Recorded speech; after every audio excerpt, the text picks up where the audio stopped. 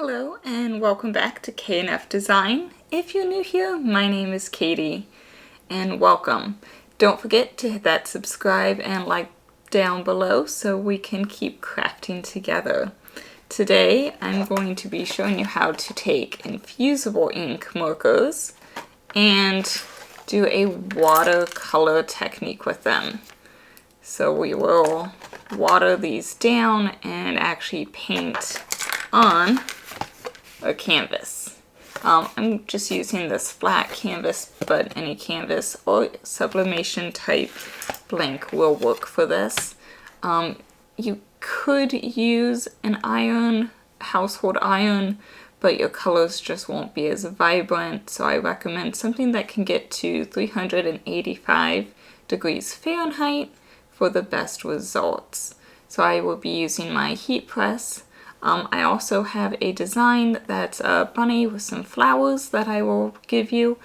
You can find the link to that down below by signing into my free library and you'll find it there. I use my Cricut machine to draw out my flower design that I'm providing you, and then I use some water and paint brushes and my infusible inks to paint it in. So that's really all the supplies you need, and if you don't want to use my design, you could do your own design as well. Just don't forget, especially if you have words, to mirror your design. So with that, let's get making. So don't forget to mirror your image. This is laser paper, copy paper I have on a light grip mat.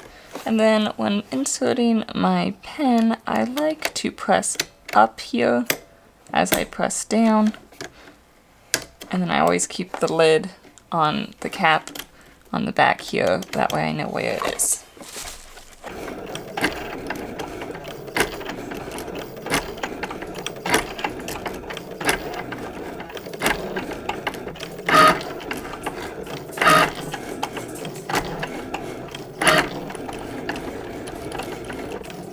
So here is what our piece looks like after the Cricut has drawn out our design. To make the watercolor effect, just take a piece of plastic or just something silky, and then you take your infusible ink marker and you just kind of color on it. And so because of this material, it just kind of is something that the marker won't stick to right away. It'll be kind of wet on it. And then I take my paintbrush and I have just a little bit of water in a cup, just from the sink, nothing fancy. Dip my paintbrush in and just pick up some of that color. And then you can start painting.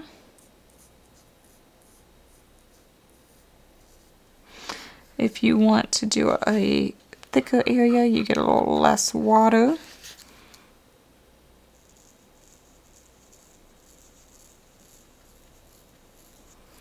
And if you want a little bit lighter color, then you get a little extra water, water it down.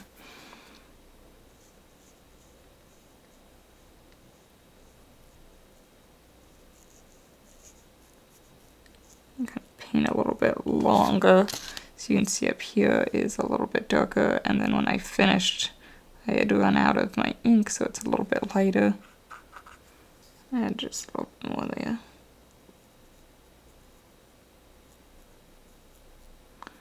I'm going to blend it a little bit more.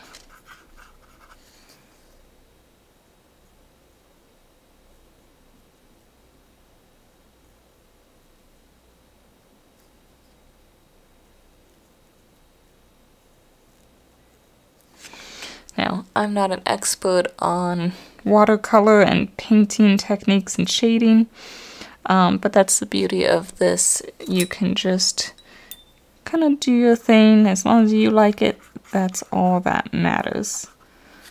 So I'm going to continue to paint this, and it will take a little bit of time, but I enjoy it.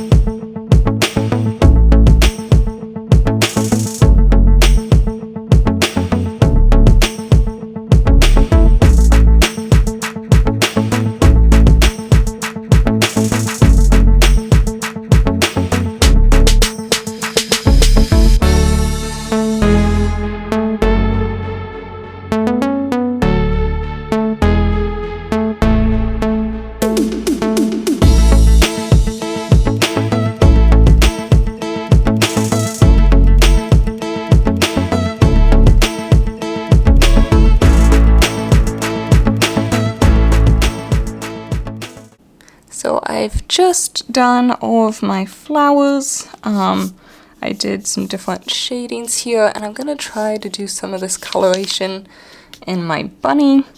We'll see how it turns out. I'm not gonna do too much detail, but just a little bit. And you could always do different shades of blue. I just stuck with this one, and to get these different color effects, I did the inside, which is lighter, with a little bit more watered down, and then kind of outlined my leaves with less watered down of my ink here. You can also, and I've done it a few times, if some of the leaves were too light, I just went over it again, and that darkened it up as well. So, see how this bunny turns out.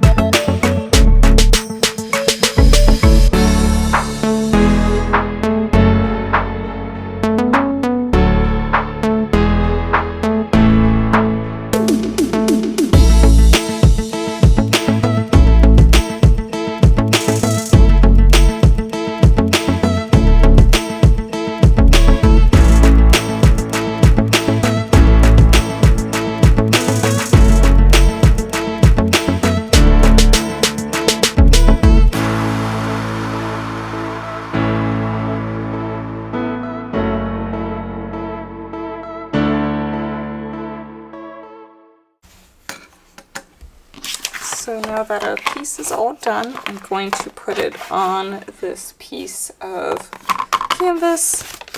And I'm just going to lay it down. I made my design just a little bit bigger than the canvas. That way it'll blend nicely and you don't have these sharp edges to cut it off. I'm just going to use some heat-resistant tape to tape it down. And I'm doing this while my heating press is heating up. And I'm heating it to 385 degrees Fahrenheit for about 40 seconds.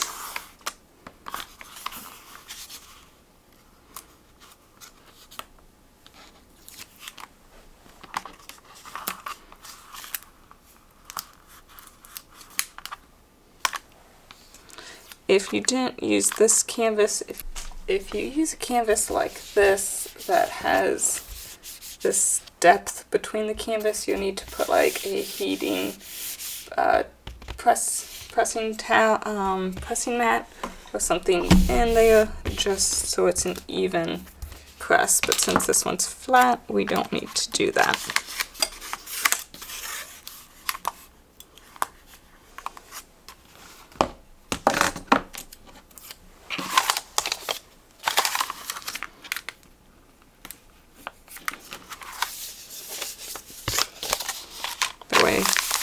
It doesn't move.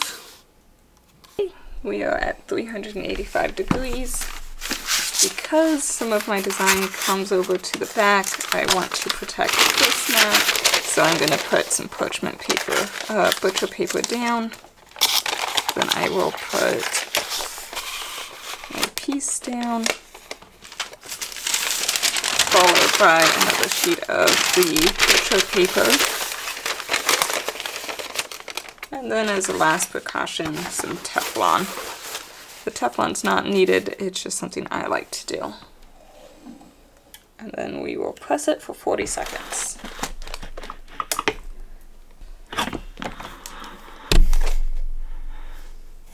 And now for the difficult part of waiting for it to cool before we remove it. Here is that butcher paper we used, and that's why we place it down so all the color goes to it versus our heat press. So that'll be thrown away. You actually, since it did a lot of color, could keep it if you wanted. One thing to note, if you leave your canvas on that heat, it did warp it just a little bit. So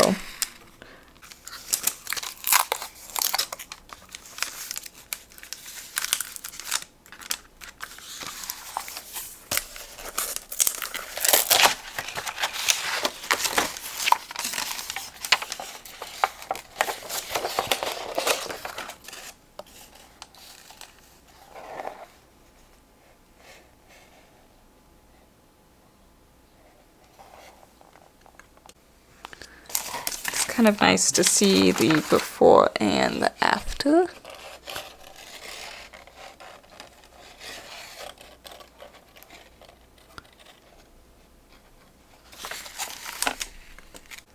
Here is our finished product. I actually took the original that we put on the computer copy paper and just framed it in this pretty gold frame. I just really liked that blue, that dark blue. And then here is the one that we did the iron on to the canvas with. So the nice, subtle, light blue. It kind of actually blends some of our harsher stroke lines too when you heat it on, which is nice. It actually took me a couple days to finish painting all of this. I took some breaks. So just know it's okay if it dries. You don't have to do it in a certain time frame or anything like that. Just come back to it whenever you feel like it. And then this frame here, I'm not 100% sure I like the black, but it's what I had in the, it's a shadow box, so the canvas would fit in it. Might do gold, thought about a light brown. I was afraid of doing white because there's a lot of white in it, and then also blue, trying to match would be really difficult. So not quite sure what color frame I'll go with, but for now it's in the black one and it's kind of nice. So with that, I will see you next week. Happy crafting!